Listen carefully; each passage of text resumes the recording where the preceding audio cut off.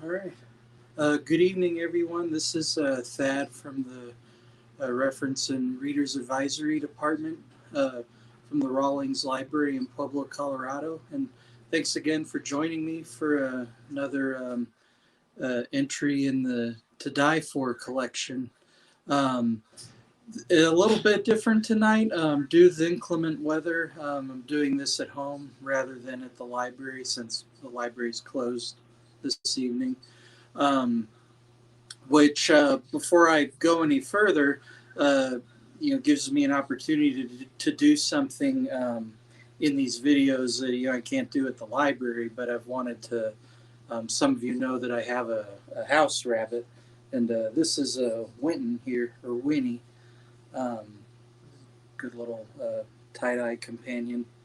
Um, but anyways, yes, I'm sorry, just excited to share him and pardon the if you see any hairs flying around. He is shedding at the moment, so you might see a couple of those whisper around. Oh, there's one. Um, but anyway, so I'm gonna just show you what I've been working on. Uh, a couple weeks ago, I showed you the X pattern I've been experimenting with, and so I did a couple. I've done some more shirts with that pattern, and that's what I'm going to show you tonight. Um, so I'm going to go ahead and show you some videos of how I put these together, and then stick around for the reveal.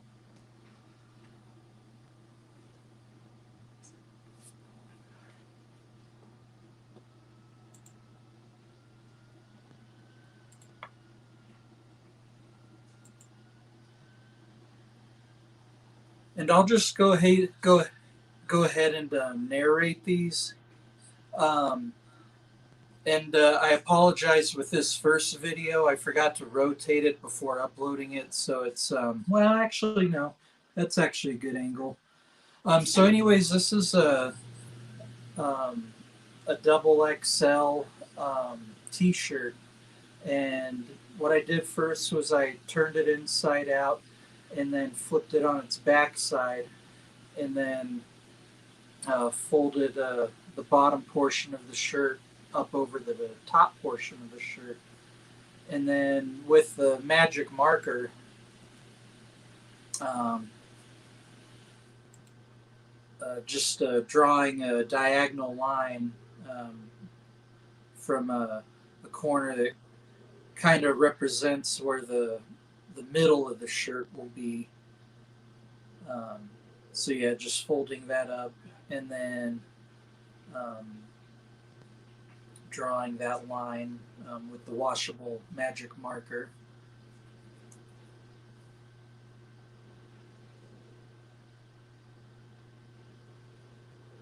And so once the line is there, and it you can use a ruler if you want or a straight edge. I don't know that it's super necessary because it's more of just a guide. And if you're as you begin your accordion pleat folds, it'll just kind of naturally straighten out as you follow the line, and shouldn't be that crooked or crooked at all. But I mean, if you want to have a straight edge, by all means. Um, so here I'm just bunching up the shirt and doing, as I mentioned, the accordion pleat folds. And this is something I've been um, working on, are my pleat folds. And this pattern has given me a good opportunity to practice those. And I've learned keeping as you can see, I kind of pulled the shirt up a little bit, and I should just leave it down, and which I do eventually. But yeah, leave it on the table, and then just finish the accordion folds on the other side, and then just maintaining a grip on that, and then of course get a rubber band.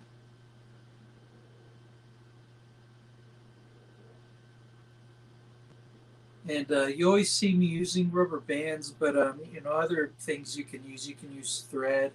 One popular material is sinew. Um, that seems to be a popular choice in tie-dye circles. Okay, so then I just think I'm trying to get that pretty tight. Oh, there goes a rubber band.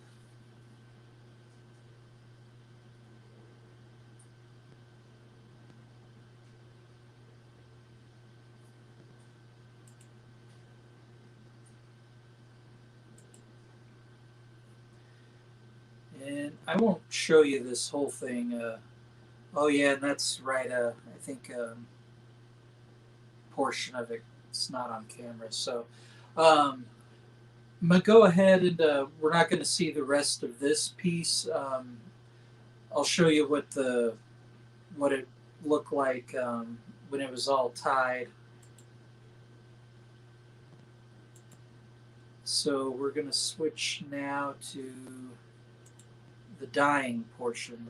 Just as a little more fun, I think.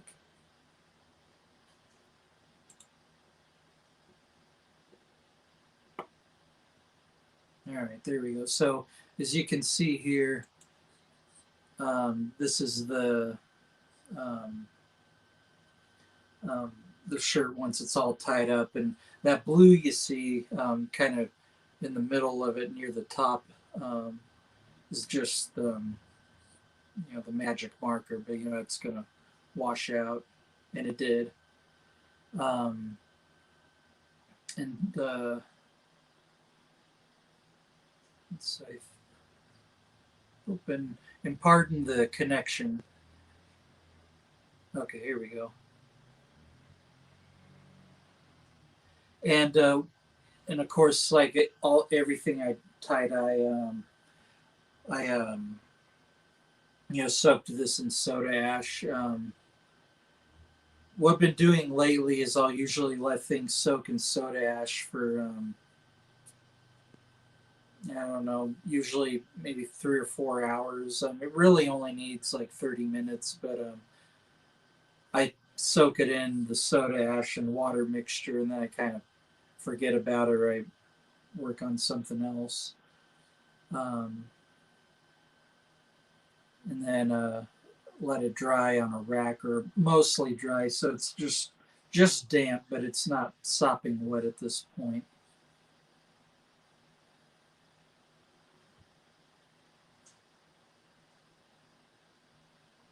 All right, so started with lilac.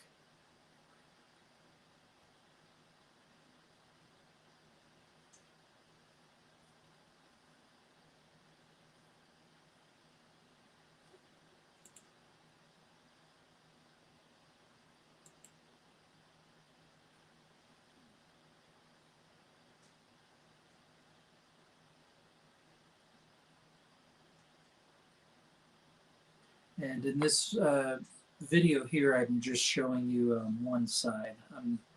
Um, the back side I will do off screen, but yeah, just trying to get a good saturation there. So and this is where you want the dye or the shirt to be damp, so the dye has an easier time getting throughout all the fibers in the shirt.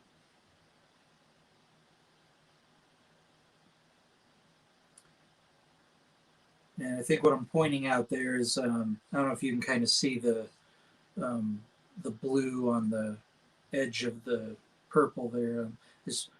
This purple that I use gets a kind of a cool blue split on it. Um, okay, and so I'm using a Alpine blue, probably one of my favorite blues.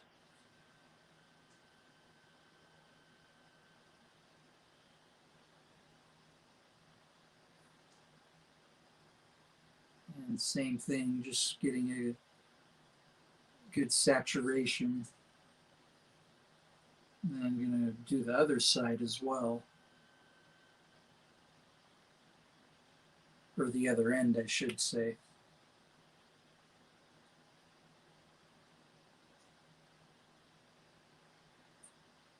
All right.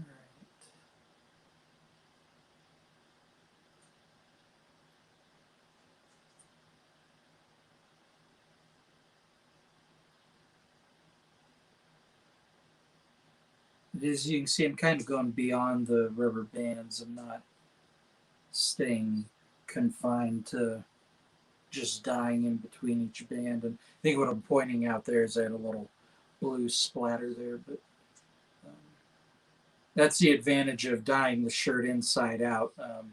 There's less chance of those little spots showing in the shirt. And so here I have the bright green.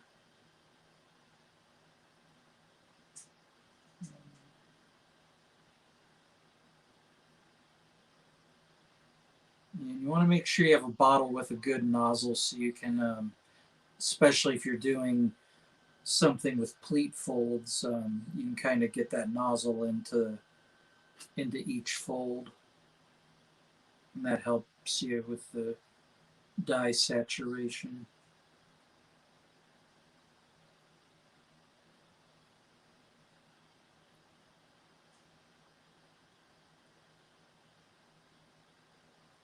Just giving that a good soaking.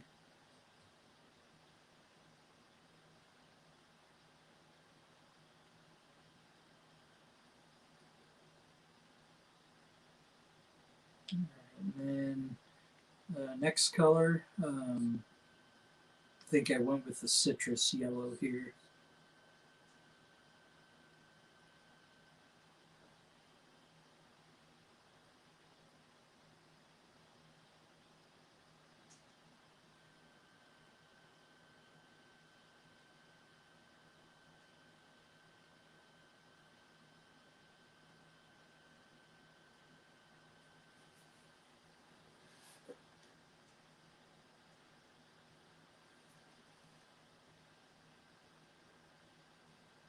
I really don't, I guess, have a whole lot to add here.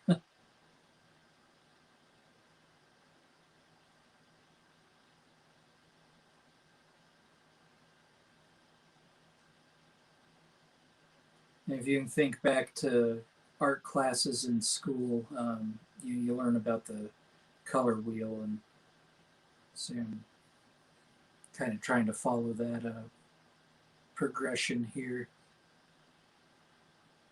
And so then bring in the deep orange.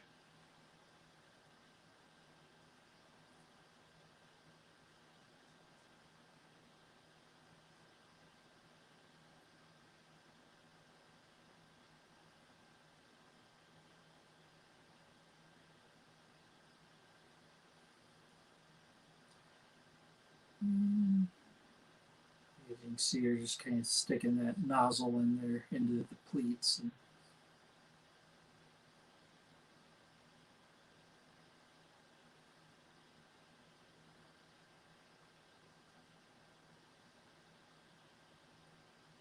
This is a new setup I'm working with too. This is actually my first dye with this new bin and grate setup.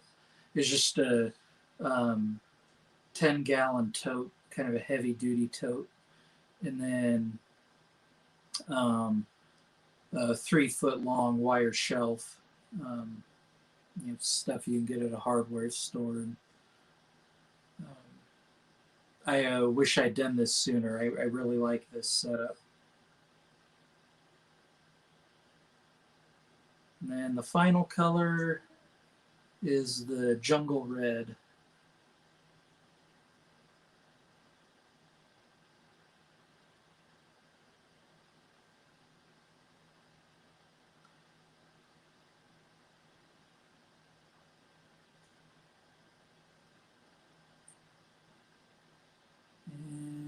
And I do apologize. You can't really, it's definitely on the edges, so you don't really see much of the red application.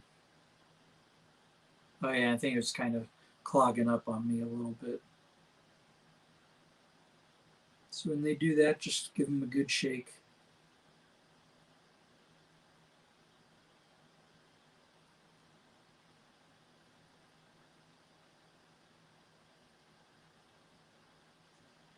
Okay, here we go. Okay, that's right. Slide that over so you can see the rest.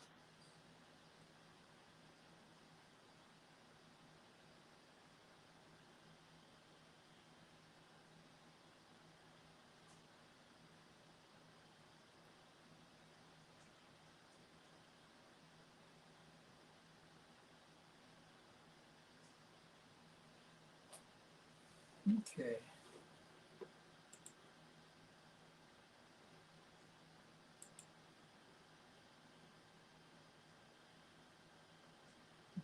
There, the red's really pouring out there. But yeah, that's the dyeing process for this shirt, and let's go ahead and show you the final product. Okay, so this is it right here. This is the T-shirt that I think it turned out pretty nifty.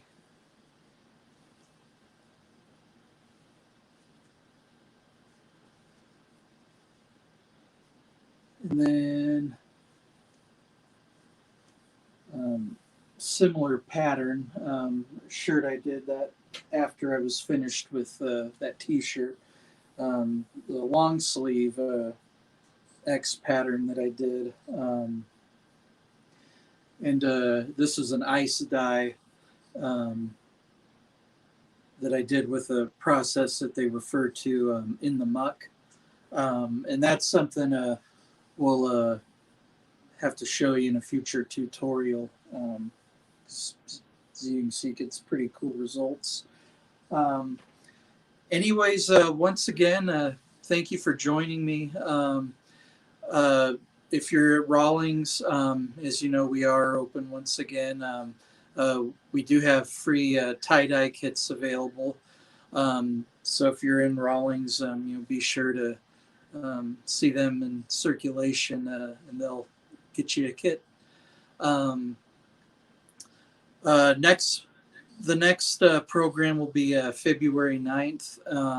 And since it's right before Valentine's Day, no surprise here, but I'll show you how to tie-dye a heart. And I think I did that in a class last year when we still had in-person programming. But yeah, so check back February 9th, 6:30, and I'll show you how to do something for Valentine's Day. And once again, thanks for joining me this evening. Stay warm out there, and have a good night.